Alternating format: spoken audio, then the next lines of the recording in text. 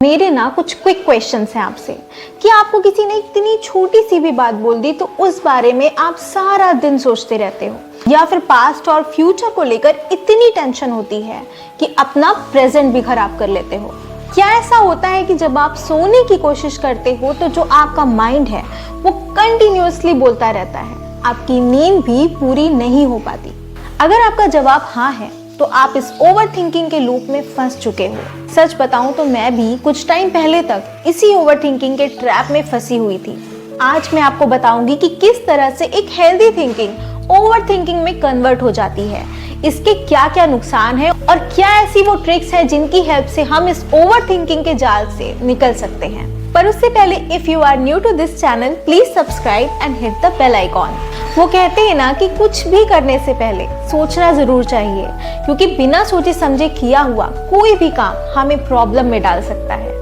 And it's a Darwin principles कि जितने भी दुनिया में सक्सेसफुल लोग हैं उनके पास सोचने समझने की इतनी कैपेसिटी है कि वो अपने काम, बिजनेस और ग्रोथ में आने वाले रिस्क को बाकी के नॉर्मल लोगों से ज्यादा अच्छे से कैलकुलेट कर लेते हैं और फिर अकॉर्डिंगली एक्शन लेते हैं आफ्टर जजिंग द सिचुएशन। अब हो सकता है कि आपके माइंड में ये क्वेश्चन आ रहा हो कि सोच तो ये भी रहे हैं तो हम इन्हें भी तो ओवर थिंकर्स कह सकते हैं। यही बात मैं आपको समझाना चाहती हूँ कि ये जिस तरह से सोचते हैं उसे हम ओवर थिंकिंग नहीं बल्कि थिंकिंग कहते हैं। वो थिंकिंग जो इन्हें राइट डायरेक्शन में लेकर के जाती है और इधर उधर के जो पास्ट के, फ्यूचर के थॉट्स हैं ये इनके माइंड में नहीं आते और यही बात इन्हें सफल बनाती है। अब समझना ये है कि ये जो थिंकिंग है ये ओवर थिंकिंग में कन्वर्ट कैसे हो जाती है।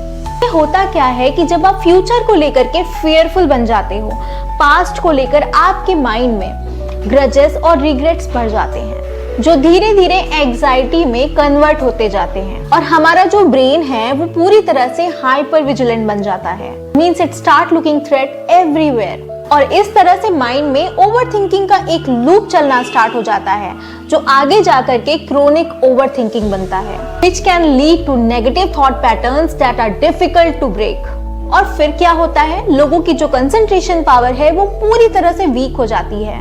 फिर headache, muscle pain, digestive problems और कई तरीके के हेल्थ इश्यूज आने लगते हैं। ये जो माइंड में आने वाली थॉट्स है ये तो एक बार में आकर के चली जाती है, लेकिन इनसे होने वाली जो फीलिंग है वो हमारी बॉडी में हमेशा रह जाती है।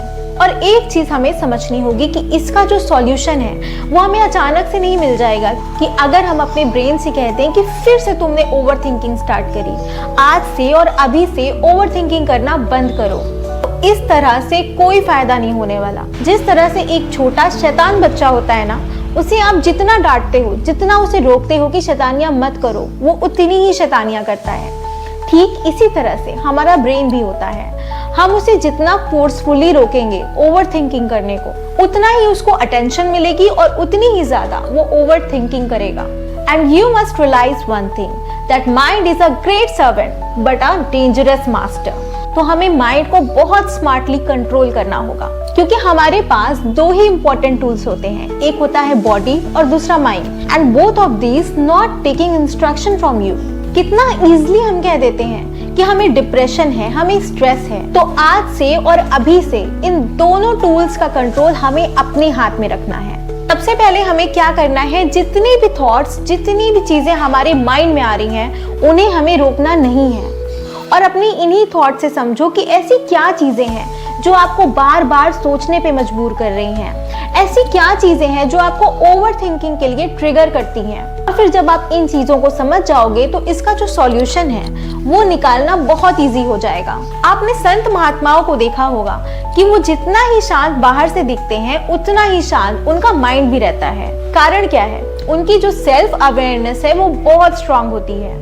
वो खुद को, अपनी वैल्यूज को बहुत अच्छे से पहचानते हैं। वो डेली बेसिस पर मेडिटेशन करते हैं। ये जो आजकल की दुनिया में दिखावा और कंपैरिजन चल रहा है, इन सब से ऊपर उठ चुके होते हैं, जो कि एक पीसफुल माइंड होने का सबसे बड़ा सीक्रेट है कि वो पास्ट और फ्यूचर के बारे में ना सोचकर प्रेजेंट टाइम में जीते हैं, प्रेजेंट टाइम को एंजॉय करते हैं। उन्हें कोई फर्क नहीं पड़ता कि पास्ट में क्या हुआ, फ्यूचर में क्या होने वाला है। वो प्रेजेंट टाइम की कीमत जानते हैं और वो उसी पल में जीते हैं और इस तरह से वो अपने माइंड को कंट्रोल करने में एक्सपर्ट होते हैं। सेकेंड थिंग क्या है कि आपको अपने माइंड को चैलेंज करना होगा। जब भी आपके माइंड में ओवर थिंकिंग चले तो अपने आप से ये सवाल पूछो कि ये जो चीजें मेरे माइंड में चल रही हैं क्या वो रियल हैं?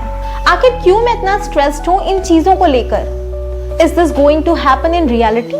ऐसा करके आप एक कंक्लूजन पे पहुंचोगे कि नहीं, ऐसा कुछ भी नहीं होने वाला। मैं क्यों अपने दिमाग पे इतना प्रेशर डाल रही हूँ कि मेरे मन की शांति को मुझसे छीन रहा है। और इसके बाद से आपको पता होगा कि आपके माइंड के अंदर क्या चल रहा है। So the whole secret about stopping this overthinking pattern is know what's going inside your mind. Third point है कि हमें अपने माइंड को डिस्ट्रैक्ट करना है, जिसके लिए ना तो हमें पास्ट में जाना है ना हमें फ्यूचर में जाना है। हमें अपना जो माइंड है उसे प्रेजेंट पे लेकर आना है। ये कैसे होगा? जब आप वो काम करेंगे जो आपको पसंद है। पसंद होने का मतलब ये नहीं कि हम एक साथ कई सारे काम करने लग जाएं।